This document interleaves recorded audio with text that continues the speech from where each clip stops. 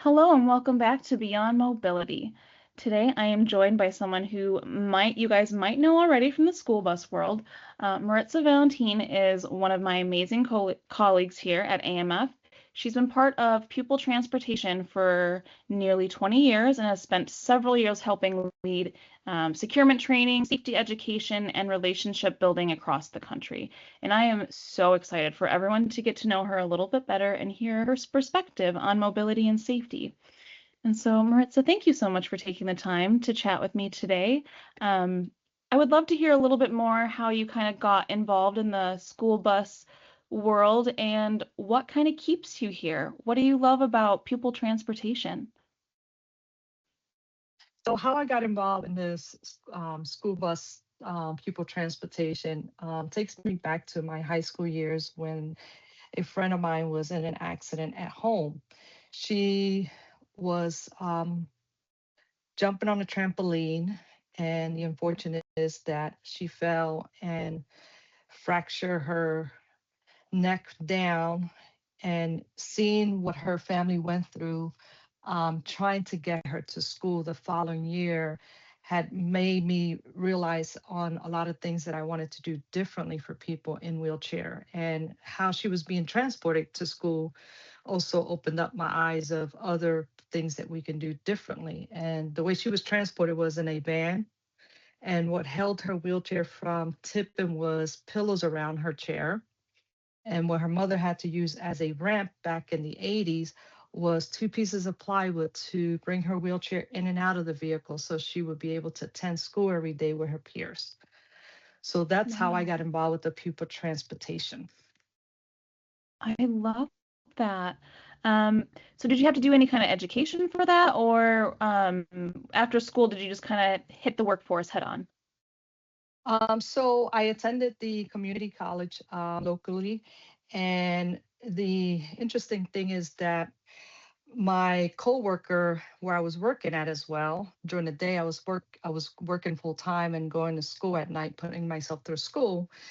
Mhm. My head teller at the bank happened to be involved in wheelchair securements. So they were manufacturing and supplying the equipment for the US market, and they were a distributor for Protector. At the time, it was called Protector, and today we call it AMF Bruns of America. And it just reminded me of the days that I saw this individual struggle to get to school every day, to be there on time, to be able to be with her peers. And it just got my passion and my interest. And I knew where my love was 30 plus years ago. Mhm. I love that you were able to take such a personal experience and make that into your mission and to make it years of turning that into safety for other people along the way. And you've kind of touched on this a little bit already, but in a kind of a broader sense, what does accessibility and mobility mean to you specifically when looking at the school bus environment and pupil transportation? Um, the way I look at it is, accessibility is not just about the securements, right, or the lifts. It's about how the bus is designed. It's how the equipment is installed. And it's how the drivers are trained to support the students with respect. And so it gives the freedom to a child to be able to be part of their peers and be able to go to school and participate in a everyday environment just like any other kids. Mhm. Which is so important because everyone deserves that kind of life and experience. Um, so when looking at transportation and things that are kind of trends for 2026, what are some things that other transportation teams, school districts, drivers, what do you think they should be mindful of moving forward into the year when it comes to safety, securements, or even that wheelchair etiquette that you kind of touched a little bit on as well? So that's a good question that you brought up. Going now back to 2020. In 2020, we did a lot of different things, right? It was the that's when the world stopped, right? So 2020 was COVID year, and at that time, everybody was focused on so many moving parts of how we're going to get the kids to school, and what can we do differently. And there was so many other programs that were out there. And the way I train and the way I've been explaining and the way I look at 2026 as we move into 2026, safety has to stay focused on three keys areas right now. And I'm seeing more and more of this. And one of the things is consistency, training, and accountability.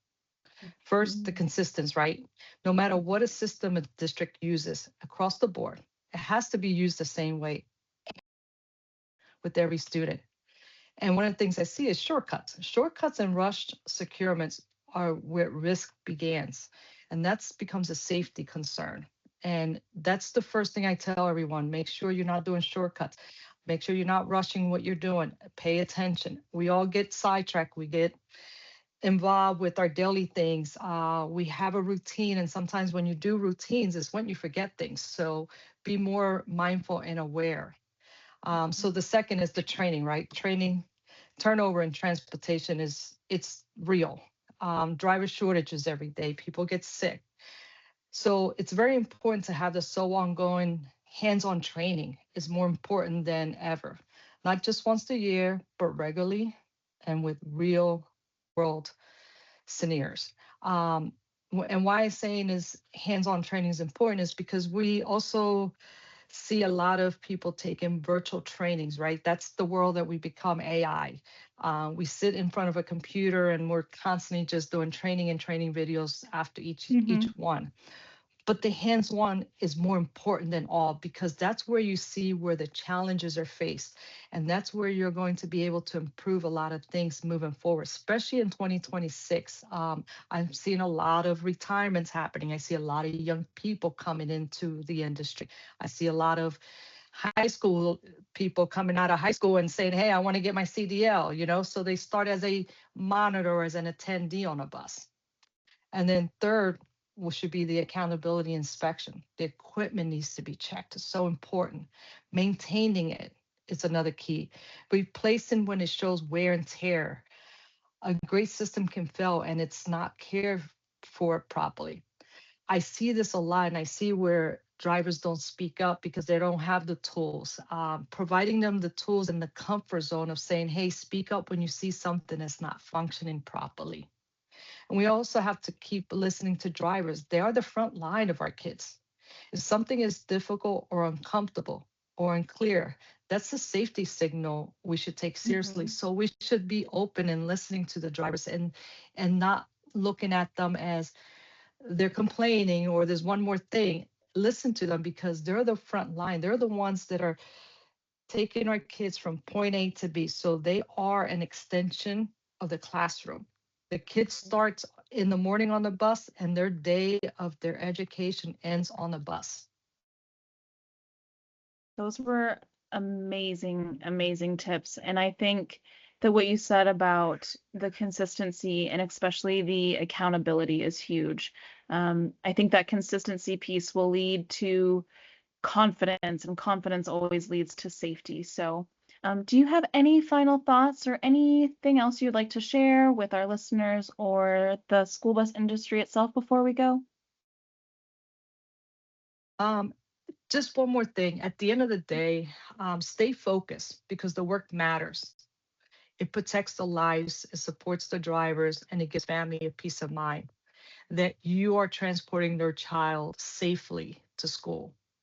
And I keep that as my mission when I'm out there training and interacting with drivers, interacting sometimes even with students themselves. Sometimes I get the calls that they have a situation where they can't transport a child properly. I go out there and interact with the child as well. So it's very important to be mindful of always the interaction and supporting the child as well as the family, give them a peace of mind. That's my mission. Oh, I love that. I love that so much. Maritza, thank you so much for taking the time to share your experience and the heart for this work. It is extremely clear how passionate you are about safety, training, not just the students, but also supporting all the other teams that are doing the work every day. And just thank you to our listeners for being a part of this conversation around transportation safety. And we can't wait to join you next time.